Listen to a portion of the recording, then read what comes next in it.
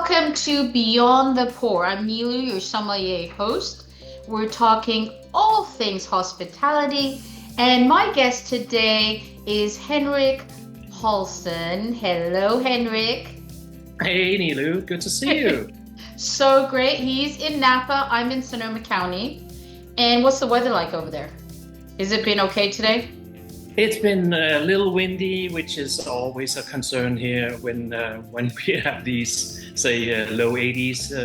So yeah, Yeah. fire concern, of course, is on everybody's mind these days. We've both, our counties have gone through the friggin' fires for a few years, so we kind of get scared with that, but hopefully all good. And Napa's just a short drive from Sonoma County, both amazing wine areas, right? And Yep. you are a prestigious winemaker. I'm so excited to get the chance to talk to you. Um, I'm gonna kind of just let you introduce yourself without me talking too much, and then tell us about 𝗕𝐿𝐼𝐍, Acumen, your amazing wine release, and I've got a few questions for you, but it is super interesting. So let me just hand it over to you for a minute, and tell us about Henrik. I'll be happy to. So if we go with the short version, I was born and raised back in Denmark by wine-loving parents, and caught the bug fairly early on. So I determined that was my destiny and decided I wanted to travel the world, first of all, gain some knowledge from each of the wine growing regions. And that started out with a 14-month stay in Bordeaux, after which I explored my options, and that led me to Napa Valley and signed up for a 4-month harvest internship. And that's basically 25 years ago. So Holy moly. And so not bad places to start, but you are Danish. You're correct, yeah. correct? Yes. Born and raised. Um, and we're going to talk about this, but you actually poured some wine a few months back for the royal family in Denmark. I Crazy cool. Yeah, it's I mean, a lot of things that happens in the wine business is by sheer Yeah. coincidence, and sometimes you are given some opportunities that not everybody comes across. So I Yeah. jumped on this one, and it was at a royal castle in Sweden, of all places, where Ooh. I happened to have my wine on their wine list, and I got a Wow. invite, and I was scheduled to go there for like 3 evenings to do a winemaker's dinner where I would pour my own brand release and then talk about that wine. And out of Yeah. nowhere came an invitation to join a lunch with the former Queen of Denmark, and I jumped on that. Oh And my God. How friggin' fun. Can you take me with you next time? Just like as your assistant or something. I think that would be so fun to be a little fly on the wall for something like that. So I wish I could, but I do have to you're say not, security was super strict, so I had to go through some background checks and make sure yeah. I was legit to attend that event. But Yeah, I yeah, bet. That's not a joke, is it? So you got the bug early, as you said, and it's hard for people to know at a younger age what they want to do for the rest of their lives, but you felt like this is what I want to do. I want to be in the wine industry. Straight away, Bordeaux, learn right there, and then Napa. I mean, cool spots for wine, I'm gonna say. And when you got here, you did a harvest. Now, was that at 𝗕𝐿𝐼𝐍 or was it and somewhere else? so my introduction to Napa Valley started at Newton Vineyards back in 2000, and like I mentioned, it was supposed to be a harvest internship, and that extended into 6 vintages before Wow. I moved on to 𝗕𝐿𝐼𝐍, and was employee number 2 down there, and that was a great startup. But my initial experience was Newton Vineyard, and Yeah. Well, fantastic place as well, right? And oh, very, yeah, very. and I mean, I'm gonna ask you in a second what you picked up from each of these places, but there's a lot more to go. You were there at 𝗕𝐼𝐍 when they first, like you said, it was a brand new startup winery kind of scenario. Um, you were the assistant winemaker, is that correct? That's When you correct. started? Wow. Yep. And then you basically were there for many years, and then you jumped over to Acumen, and then you came back to 𝗕𝐼𝐍. Did I read all that correctly? You have it spot on. I think you're. I've been doing my homework. I've been doing my homework. I So think you've been spying on me, but yes, yeah, that's correct. no, So I always do. For me, you're one of the people that when I think of Napa, I think of you. Because you're such a great person and you're good at what you do. So, again, trying to talk to trailblazers, but humble ones. And that's what my podcast is all about, Beyond the Pour. I've gone through the ringer myself with different things, and I know that when you see someone like yourself in this industry, we have to bow down to you. That is incredible what you're doing. You're such a great influence for people. And I want to ask you, give me, between 𝗕𝐼𝐍 and Acumen, what you remember being a really cool moment, and then we'll get to Release, which is your own label. so if I may go back to you kind of gave me a lot of credit there, and I'm hesitant a little bit here because I don't want to be that winemaker that is put up on a pedestal and thinks that we are God's gift to humanity just You're because. lovely. Thank you for saying that. You're lovely. But But I acknowledge that, and I do want to say that the two things, or the many things that I've learned from both 𝗕𝐼𝐍 and from Acumen is, coincidentally enough, they were both startups. So starting from wow. Yeah. um, that in itself is a huge challenge. So you learn a lot, and maybe that's something that I benefited from in my career. That there is no such thing as a mistake. There's a learning Right. process, and you go Hmm. down one path to try to see where that leads you, and then you may end up with a conclusion of that was not the right path, and then you Yeah. learn from that, and you gain knowledge. So I Yeah. would like to say that both 𝗕𝐼𝐍 and Acumen has been huge impacts, and part of who I am today as a winemaker in Napa. And I yeah, love good it. benefit for the world. Well, you basically, like you said, when you go into a startup, there's no previous scenario of how to do something, what to do with it. And you kind of experimented and tried different things, and it worked. In 𝗕𝐼𝐍, I mean, the location, man, it's so beautiful. You sit there with the most fabulous cabs, and you've got that fountain in front of you, where you sit there with that fountain. I mean, it always takes my breath away. And if someone wants a higher end tasting, I'll take them there. But great spots, Yeah. great wine No, in absolutely. Napa. Great spot indeed. And I do have to say we started up the brand in 2006 with our first launch in 2008. So opening the doors in 2006 with some pre-made wines, and then the first wines that we could release from our own vintage was basically in 2008. And back to Right. the back to the gloomy days of the stock market, the housing market in 2008, there was absolutely no guarantee for success back in those Yeah. days. So I do, like I always give credit to colleagues and people that I work together with. Wine or success in the wine business is never about one person at all. It's Sure. about a team, and I think we managed to put together a very talented team, and yeah, and that took off, and a little bit of luck, and a lot of hard work, and Hmm. yeah, Yeah, and so there's no such thing as one person. I think it really does take a village, as they say. And you need a good team, and you need everybody to love what they're doing to make it successful. So I get that. That's what you did. yeah. I want to ask you, fast forward.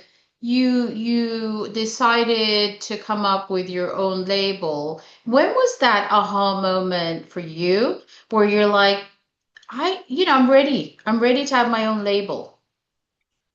I think it all came around by a very good friend of mine, him and his wife. We started up the brand back in 2010, and it was inspired by simply tasting older Napa wines and of course, needless to say, a lot of good European wines. And we always met around the dining room table, Mm-hmm. and it was we were fairly sure that the good old Bordeaux, the good old Burgundies, the Spanish legends, the greats from Italy, they always performed. But what actually surprised us quite a bit was when we dug into aged wines from Napa or even Sonoma back to 1960s, 1970s, early 80s. It was there was something magical about those wines. And so we looked at each other and were like, if it could be done decades ago, it can be done to this day. So, Right. so the inspiration was actually to mimic how Napa tasted, yeah, in the Years 60s. ago. Yeah, Yeah. and again, it was that fascination for how great those wines actually are. It's they're mind-boggling good. Um, Yeah. so Yeah. that was the inspiration for starting my or And yeah. it is called Release. And So may I ask, what were you thinking about when you came up with that name? Because, like, my business, I call California Tastings because not only are we tasting everything, not just wine, but we're in California. So I'm really trying to talk about California. How did you come up with that name? so that's a funny story. So it's a little bit of a play on words. It was meant to be something that we did on the side of our full-time job. So it was considered a little bit of a stress release from full-time Yeah. gigs.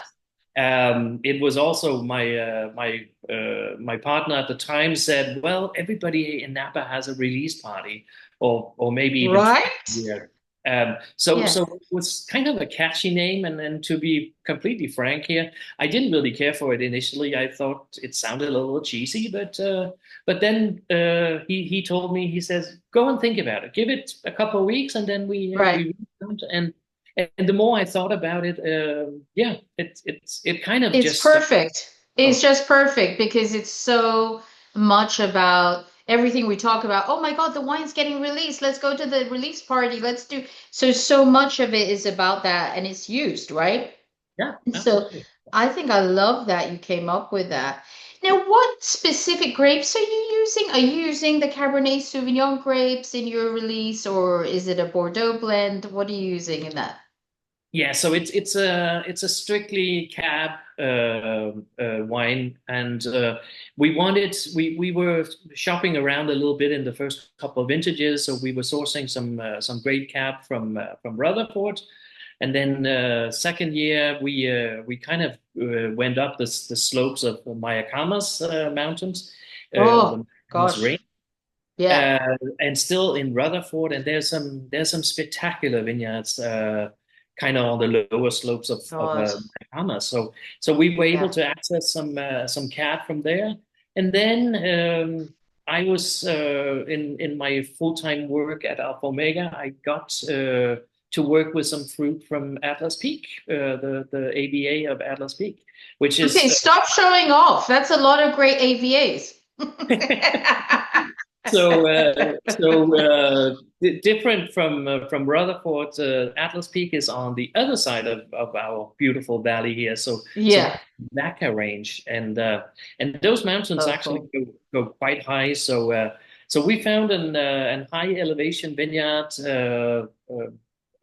ranging up to like 1,300, 1,400 feet, and we were sourcing from a couple of different spots up there initially, but then we kind of keyed it into one specific vineyard and one specific clone of Cab. and Holy, yeah. it has been that ever since, and Yeah. it's a So for very Henrik, interesting. for people that are listening that are new or beginners, what does the high elevation do for the vines and the grapes that actually makes it taste so, so different? And just tell us that one. So excellent question, Nilu. And so for those that are not really familiar with Napa Valley, it is a valley, so it's kind of between two mountain Right. ranges, Hmm. and there is a little pocket around Yonkville, which is kind of on the southern part and up to towards the middle of Napa Valley, and there's an alluvial fan that brings in fog from the Pacific, and that happens faithfully every morning throughout the growing season. And Yeah. that fog layer kind of puts a damper on the ripening of the valley floor. But then imagine you go up in the heights and you go up about that fog layer, then you will have sunshine way earlier than say valley floor. And Wow. also the steep elevation, you have vines that are planted, the rows are planted on the side of the mountain. That means that the sun beams or the sun rays will actually hit all the vines and the grapes at the same time. Fantastic. Fantastic. Thank you. You just talked about WSET3 in 30 seconds there. That's fantastic. No, I'm joking. But you are a WSET3, by the way, for anybody who follows this and is a student of wine.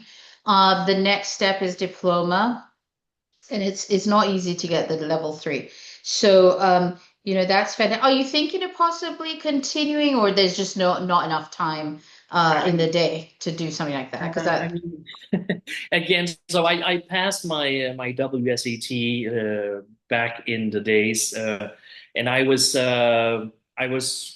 able to at that time kind of spend a lot of time with it because yeah. it does take a full understanding from your spouse or your partner or your family. Yes, That yes, I know that one. Yes. yeah, this is about a lot of studies, and so I don't really feel that I would put that on my current Yeah, family, and right. also it's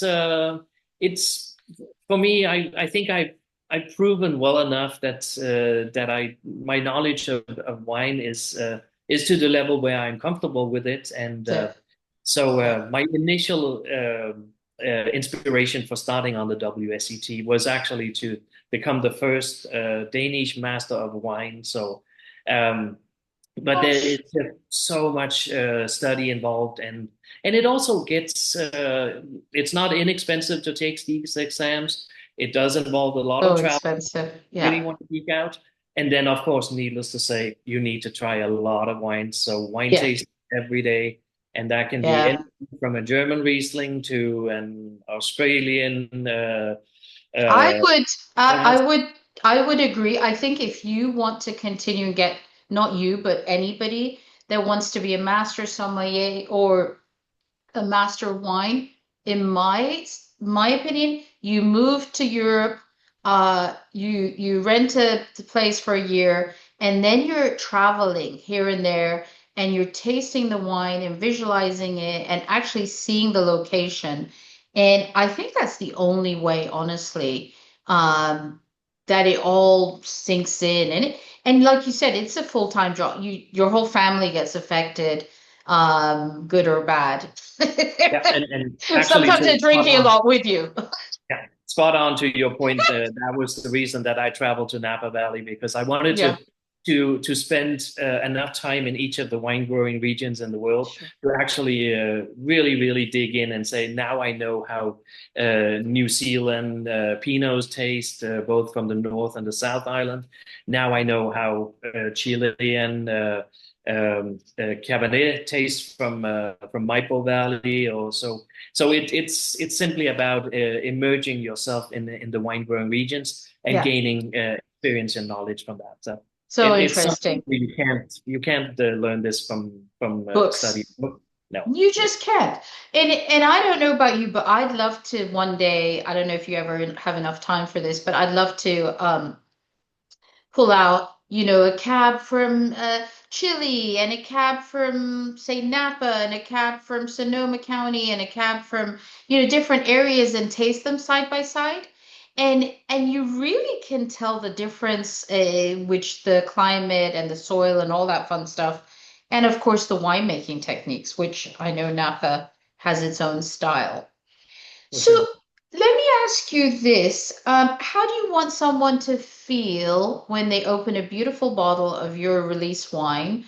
Um, and I've got a question that comes up after this, but how would you like someone to feel? Another great question, which I honestly don't have an answer to because again, I'm very hands off when it comes to winemaking. I'm also one that doesn't go out and compare tasting notes with people. So Right. whenever I sit down with somebody that is purchasing my release off the mailing list or elsewhere. I don't want to indoctrinate them and say, hey, this is what you need to taste in wine. Right. I Because I, love that you're saying that because even in the wine education side of things, which I do sometimes, which I do a lot of, um, the second, and I did this when I first started, and I haven't done it for the last 5 years. The second you tell someone, hey, you picking out the raspberry, the blueberry, the aromas of the graphite, whatever, uh, you've taken away the opportunity for them to really assess it and use their senses, right? spot on, spot So on. I've, we I've want always, I've always quoted myself for saying there is no right and wrong in this wine business. There's just different perfect. perspectives, and That's it. That's it. I mean, we can always, as wine educators and as winemakers, kind of have a thought process on what it is and how to pair it with something, whatever.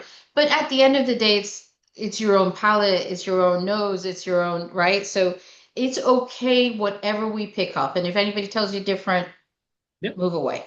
Move away from that. I mean, it's say a Bordeaux that will set you back $1,000, maybe something that really lightens up my day versus somebody that will say, you know what, I'd rather have a Napa Zinfandel. And who am I to say that they're not right? It's Exactly. personal perception and personal taste. Nothing beats it. Very subjective. I love that. Love that. So is there, you're familiar with Napa, obviously you've lived there a few years. I want to ask you, what restaurant would you pick if somebody said to you, no worries about money right now, and I'm going to pay for your dinner, take your spouse and yourself to a nice dinner in Napa? And I want to ask you, where would you go as somebody who knows the area? And what would you ask for in the way of a wine? A So bottle of again, wine. I mean, Yeah. we in Napa Valley, we are blessed with so many different restaurant options, and it's impossible to just pick one because before I actually joined the wine business, I had my a little bit of a pre-experience working as a chef, and that kind of opened my eyes for fine dining and cooking business as well. Mhm. So I've always been fascinated by yeah restaurants and the pairing with food. So Yeah. specifically in Fantastic. Napa, I mean I find myself craving something different from almost from day to day. So Yeah, there's you got I it. can say there's great examples. I mean here in Napa we have a 𝗕𝗲 Mediterranean bistro. I love coming there. The food is solid. We have Napa Valley Bistro. It is also a great spot by the same ownership. By the way, we have Market up in St. Helena. All places that where you come in, you almost feel like family, and it's Yeah. nothing beats that feeling where you're greeted and you have a great meal. You have a hopefully a fantastic conversation with your guests, and then you enjoy something great in the glass. And Yeah. what I've come to realize is I don't rarely do I go in a restaurant and order my own bottles for two No, reasons. you can't. Yeah. Two reasons. I don't have my wine represented at a lot of restaurants, and also I do not want to be one that doesn't constantly educate my palate with tasting other people's wines. So that's the reason I've probably will be ruffling some feathers here with fellow colleagues in Napa, but I see a lot of posts on social media with winemakers posting about their own wines all the time, and when they go to a restaurant, they pick up their own wines, and I'm quite the opposite. I'm like, that must be quite boring to sit and drink Right. your own. Exactly. I mean, you already know what's in that bottle, as fantastic as it is, to try different places. I love what you said, because what you're saying really is I'm going to look at what I'm in the mood for, what my spouse is in the mood for, my family's in the mood for, and then we pick the restaurant. And here's the thing with Napa, God, so much to choose from, right? For Um, whether it's forget the wine scene for a second, you know, the bars, the cocktail scene, the different restaurants, from casual to going to really high end. We got the French Laundry, and all the wine, all the restaurants that Thomas Keller owns, and so much more. But what I'm always what I always get excited about is, and surprised, is how good the service is. They really, Don Giovanni is one of those that, damn, I go back to every single time and I love it.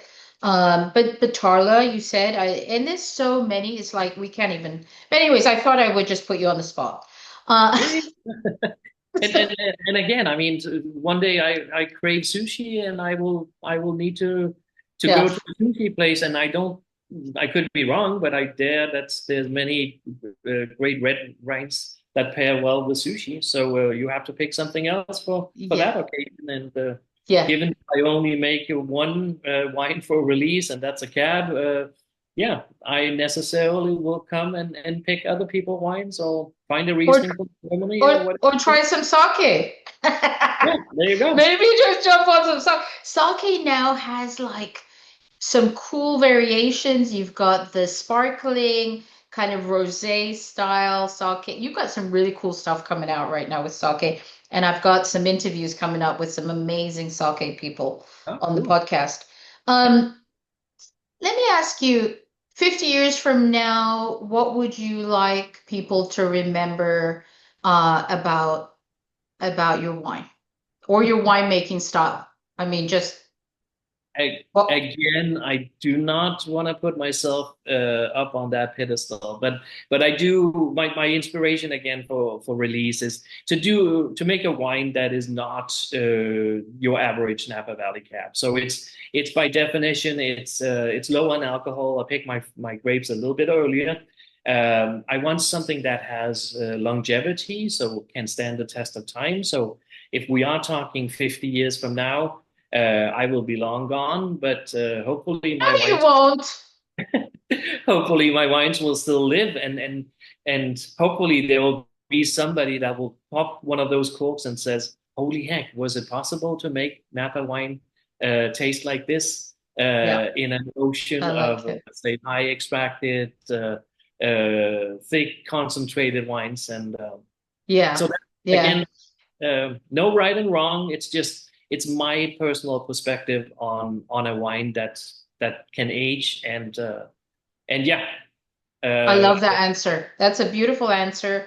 Gosh, whoever opens one 50 years from now, think of Henrik and Nilu, and enjoy it. So it's going to be absolutely magnificent. I'm sure it's going to age better and better as it goes.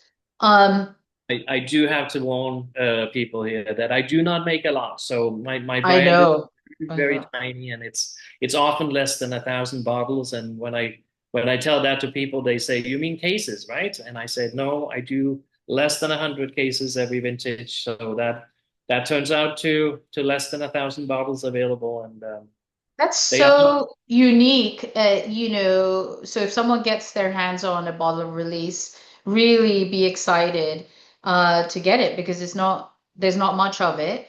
But then also, Henrik, it takes a long time to get it out to the consumer. right? From the harvest time to everything else that you do. Yeah, it's, I Two, mean, 3 years.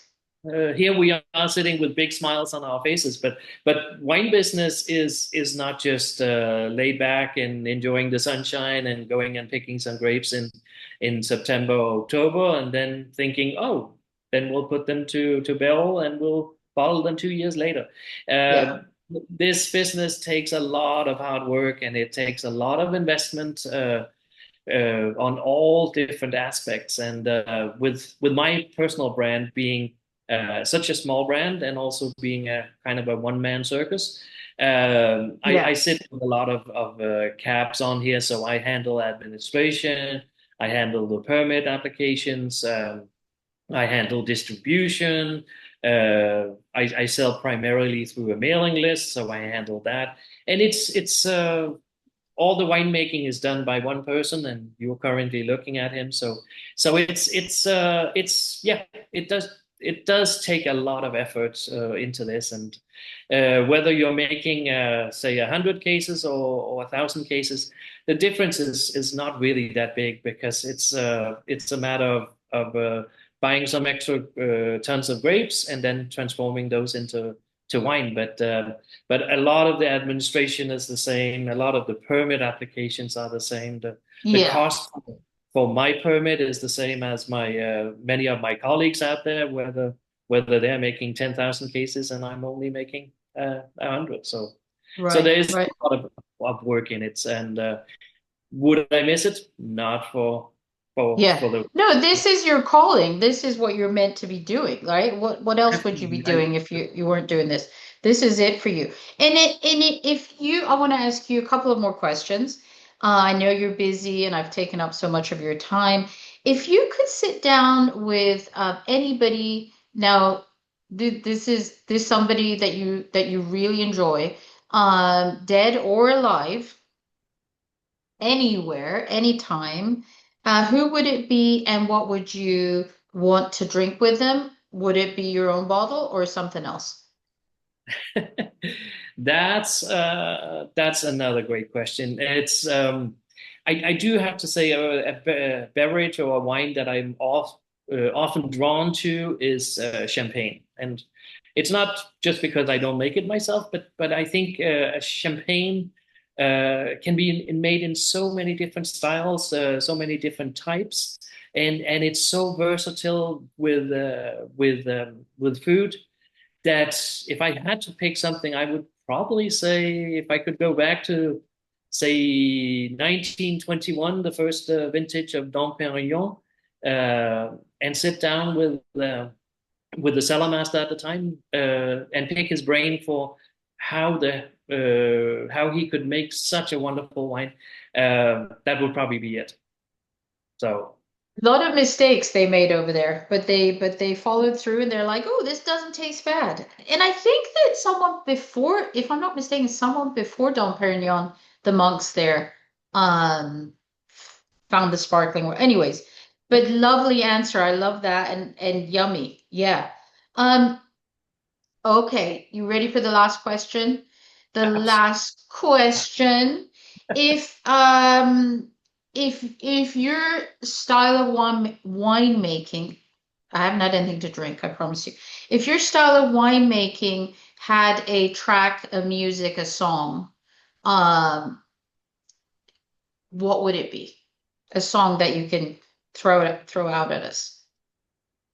Ooh, that's another deep I question. asked, I've asked everybody about the song thing because I feel like you finding out what someone listens to in the way of music tells you a lot about what they're thinking, you know? Yeah. And I just want to see what you think would be one to express it for you.